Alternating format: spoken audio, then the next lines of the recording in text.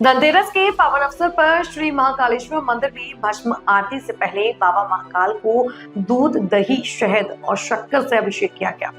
इस खास मौके पर मंदिर में भक्तों की भारी भीड़ उमड़ी और धार्मिक उत्सव का वातावरण बना रहा।